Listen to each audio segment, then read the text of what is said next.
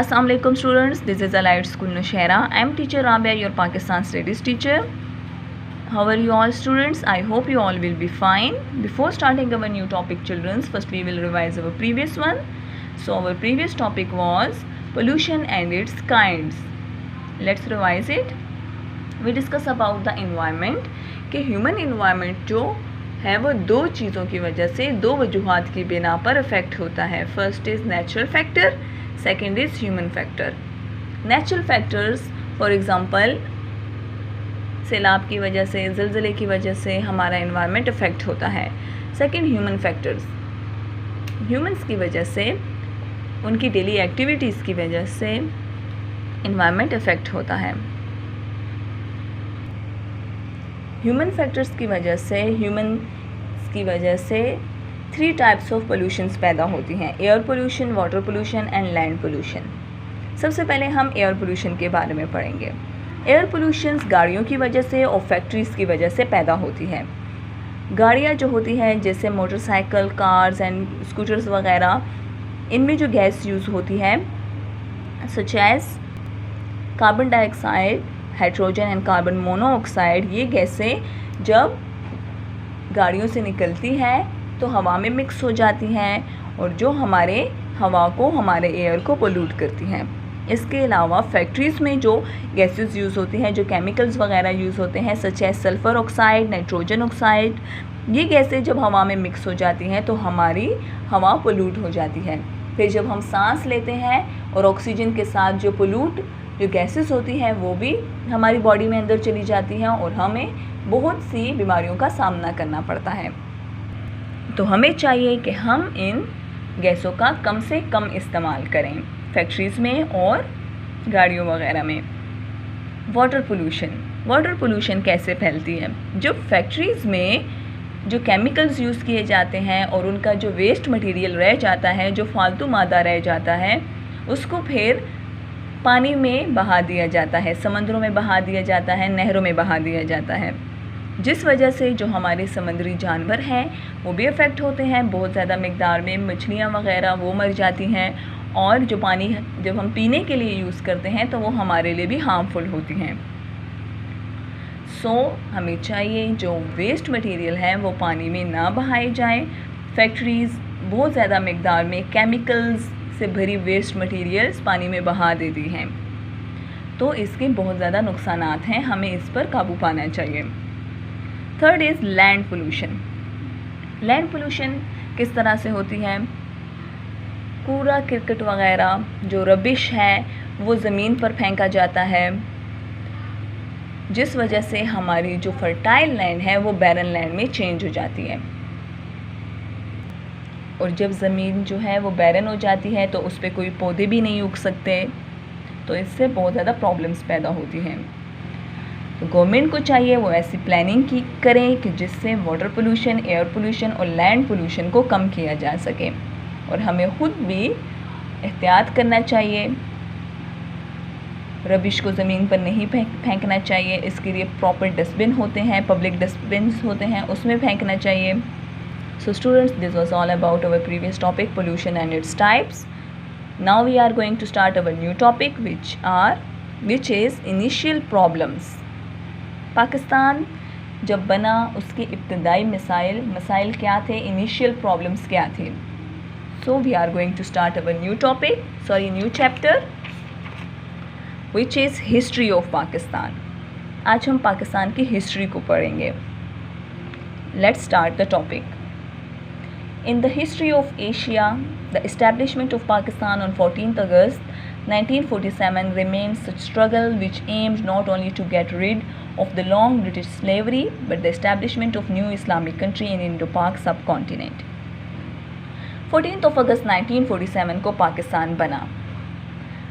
14 अगस्त को ना सिर्फ हमें ब्रिटिश ग़ुलामी से आज़ादी मिली बल्कि हमने सब कॉन्टिनेंट में, इंडिया में एक अलहदा रियासत कायम की, एक अलहदा स्टेट कायम की, Islamic country. In the history of world, the establishment of Pakistan on 14th of August 1947 is considered to be the important event due to following 3 reasons. ये इवेंट जो है पाकिस्तान बनने का इवेंट, ये हिस्ट्री में बहुत मायने रखता है. इसके 3 वजूहात थे क्यों ये हिस्ट्री में इतना ज़्यादा इम्पॉर्टेंट है। First, establishment of Pakistan by constitutional and political efforts. Political efforts जो थी हमारे लीडर्स की, कायद आज़म मोहम्मद अली जिन्ना, लियाकत अली ख़ान, उनकी पॉलिटिकल एफ़र्ट्स की वजह से पाकिस्तान बनाने के लिए कोशिशें की गई। लिबरेशन फ्रॉम ब्रिटिश स्लेवरी, बरतानवी जो ग़ुलामी है उससे आज़ादी। Establishment of new state with the name of Pakistan in a British India. India में एक नया मुल्क कायम किया गया पाकिस्तान के नाम से, जहाँ पर हम अपने इस्लाम और अपने कुरान के मुताबिक ज़िंदगी गुजार सकें।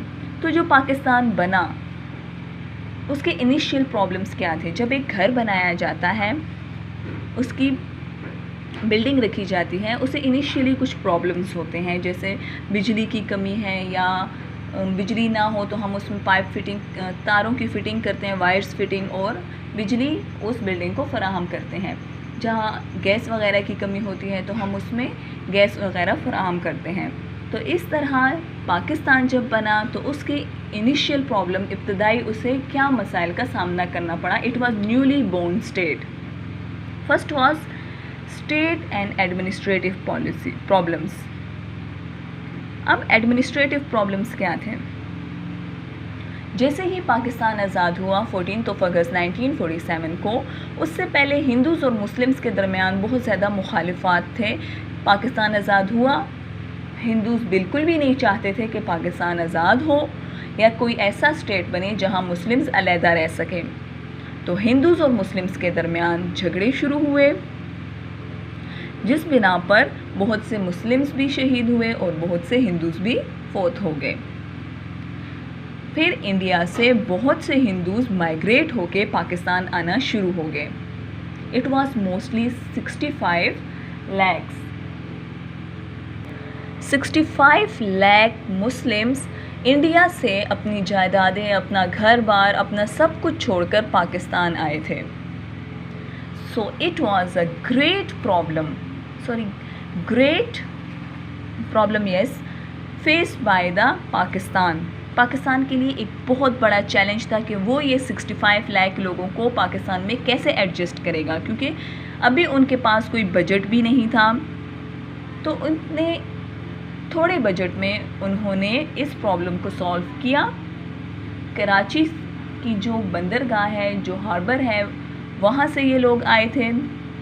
कराची में बहुत ज़्यादा लोगों को सेटल किया गया। इसके अलावा जो हमारे 4 प्रोविंसेस थे, पंजाब, सिंध, KPK एंड बलूचिस्तान, उसमें इन लोगों को एडजस्ट किया गया और इनके लिए मुहाजिरीन कैंप्स बनाए गए और इनकी खुराक की जो इंतज़ामात हैं वो किए गए। आते वक्त इंडिया से पाकिस्तान आते वक्त बहुत से मुस्लिम्स शहीद हुए, बहुत से मुस्लिम्स ज़ख्मी हुए, तो इनको मेडिकल केयर फराहम की गई। So this was a great challenge for the Pakistan कि उन्होंने जो महाजरीन हैं, जो रिफ्यूजीज़ थे, जो इंडिया से पाकिस्तान माइग्रेट हो रहे थे, दे वाज मोस्टली 65 लाख, उनको पाकिस्तान में एडजस्ट किया। Second was division of assets. India 2 हिस्सों में डिवाइड हुआ था, पाकिस्तान एंड इंडिया। तो सब चीज़ों की डिवीज़न हुई थी। पैसों की डिवीज़न हुई थी, मिलिट्री इक्विपमेंट की डिवीज़न हुई थी, फैक्ट्रीज़ की डिवीज़न हुई थी। पाकिस्तान के हिस्से में 75 करोड़ रुपए आए कि इंडिया पाकिस्तान को 75 करोड़ रुपए देगा जिसमें पाकिस्तान सरवाइव कर पाए। बट अनलकीली पाकिस्तान को सिर्फ 20 करोड़ रुपए पेड किए गए बाय द इंडिया। और जो मिलिट्री एसेट्स थे, जो मिलिट्री असासा था, गन्स वगैरह सब जो है फ़राहम नहीं की गई, और जो फ़राहम की गई थी वो सारी ख़राब थी, जंग लगी हुई पुरानी गन्स और पिस्तौलें वगैरह उनको फ़राहम की गई थी। सो ये गवर्नमेंट के लिए, गवर्नमेंट ऑफ पाकिस्तान का सेकंड बड़ा चैलेंज था कि इतने कम रुपए में एक बड़ा मुल्क पाकिस्तान वो कैसे सरवाइव करता। 75 करोड़ रुपयों में से उनको सिर्फ 20 करोड़ रुपए मिले, और ये बहुत कम कीमत है पूरे मुल्क को चलाने के लिए। Third is Indus basin treaty. Pakistan और इंडिया के दरमियान इंडस बेसिन ट्रीटी 1960 में तय पाई। मसला क्या था? इंडिया ने पाकिस्तान की जानिब आने वाले जो नहरें हैं उनको बंद कर दिया था, नहरों को बंद कर दिया था, जिससे पंजाब का जो ज़रख़ेज़ इलाका है, फर्टाइल लैंड है, वो इफ़ेक्ट हुआ और बहुत ज़्यादा क्रॉप्स ख़राब हो गई। फिर पाकिस्तान ने यूनाइटेड नेशन में अप्लाई किया और इसकी शिकायत की, जिस बिना पर इंडस बेसिन ट्रीटी तय पाया और सतलुज, बाइज एंड रावी जो रिवर्स हैं वो इंडिया को दिए गए और जो 3 western rivers Chenab, Jhelum and Indus वो पाकिस्तान को दिए गए। फर्स्ट एडमिनिस्ट्रेटिव प्रॉब्लम थे, बहुत ज़्यादा तादाद में जो महाजरीन थे वो आ गए थे, जिनको पाकिस्तान ने सेटल किया, पाकिस्तान गवर्नमेंट ने सेटल किया। Second division of asset, 75 crore रुपयों में से सिर्फ 20 करोड़ रुपए पाकिस्तान को पेड किए गए। इंडिया हर हाल में पाकिस्तान को नुकसान पहुंचाना चाहता था। थर्ड, उन्होंने पानी बंद कर दिया। जो नहरों में पानी आता था उन पानी के हेडक्वार्टर्स इंडिया में थे, तो उनको बंद कर दिया गया ताकि पाकिस्तान में पानी ना आ सके। तो पंजाब की जो बहुत ज़्यादा क्रॉप्स थे वो ख़राब हो गए। फिर इंडस बेसिन ट्रीटी तय पाया, जिस बिना पर डिवीज़न होगी रिवर्स की। 3 जो रिवर्स हैं वो इंडिया को दिए गए और 3 रिवर जो हैं वो पाकिस्तान को दिए गए। Fourth was constitution. सबसे बड़ा प्रॉब्लम जो है कॉन्स्टिट्यूशन बनाने का था, क्योंकि कॉन्स्टिट्यूशन जो है वो लॉज होते हैं जिसके ज़रिए मुल्क के बाकी लॉज जो हैं, जिसके अंडर मुल्क के बाकी लॉज चलते हैं। For example laws regarding police, regarding factories, regarding schools, private sector, वो सारे कॉन्स्टिट्यूशन में मेंशन होते हैं। अगर कॉन्स्टिट्यूशन ही ना होता कंट्री का, तो किस तरह से हम मुल्क को चला पाते। जब पाकिस्तान 1947 को बना तो इंडिया एक्ट 1935 जो है वो एज आ इंटर्म कॉन्स्टिट्यूशन अडॉप्ट किया गया। पाकिस्तान बना तो उसके 2 बड़ी रिस्पॉन्सिबिलिटी सबसे सामने थी। सबसे पहले setting up of constitution for the country and legislation as a federal legislature, कानून साजी करना और कॉन्स्टिट्यूशन बनाना। क़ायद-ए-आज़म मोहम्मद अली जिन्ना ने एक आउटलाइन दिया था 11 अगस्त 1947 को about constitution. In his speech उन्होंने कहा, nepotism, corruption, hoarding and profiteering strongly इसको अपोज किया गया। Rational and language, religious and religion hated जो है, जो नफ़रत है, उसको ख़त्म किया जाए। उन्होंने कहा नेपोटिज्म, फेवरेटिज्म, करप्शन, होर्डिंग जो ज़ख़ीरा अंदोज़ी है, जब किसी चीज़ का मौसम होता है, किसी फसल का मौसम होता है, उसको जमा कर दिया जाए, जब उसका मौसम ख़त्म हो जाए, वो महंगी हो जाए, तो उस वक्त उसे बेचा जाए, इसे होर्डिंग कहते हैं, ज़ख़ीरा अंदोज़ी कहते हैं। प्रॉफिटियरिंग कहते हैं ज़्यादा मुनाफा हासिल करना, हक़ से ज़्यादा मुनाफा हासिल करना, सही। इसको अपोज किया गया